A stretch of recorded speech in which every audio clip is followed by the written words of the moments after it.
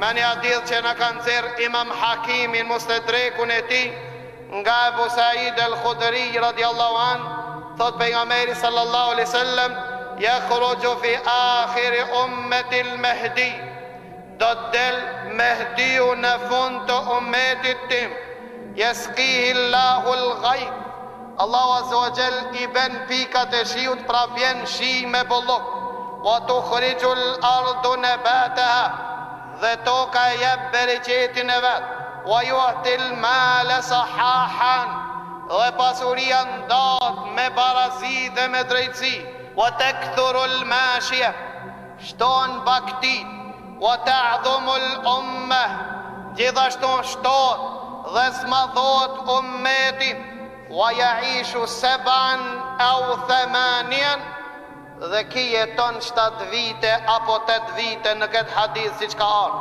Nga Abu Sa'id al-Khudri radiallahu an, thot pejgamberi sallallahu alaihi wasallam, la taqumu as-sa'atu hatta tamtali al-ardu dhulman wa udwan, nuk bëhet kiamet derisa të përmbushet toka me padrejtësi dhe zullum dhe armiqësi. Qala thumma yakhruju rajulun min itrati, pastaj del një njeri prej fisit tim, prej familjes tim. A din prej kujt del? Del prej ardhen e ka prej vajzës e pejgamberit Allahu, Fatimës. Fatimja, si që kemi thonë, se i ka pas disa fëmijë, prej fëmijëve Hasanin dhe Husein, dhe Mehdiu që e ka prej ardhjen si pas besimit ehli sunnetit dhe xhamatit, e ka prej ardhjen prej Hasanit, e jo prej Huseinit, si që pretendojnë shijat rawafidat, që i thojnë ka me dal një njeri me emnin Muhammed i biri Abdullah el Askeriut. Nuk është e vërtet?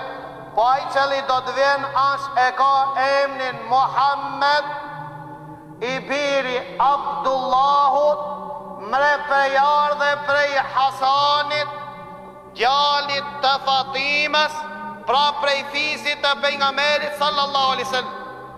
Ibni Qayyimi na jep neve një dobi në këtë rast dhe thot, ku është hikmeti dhe urtësia që Allahu azza wa jall ta zgjedh Mehdiun prej fisit të pejgamberit Allahut, prej Hasanit në veçanti, e jo prej Husein.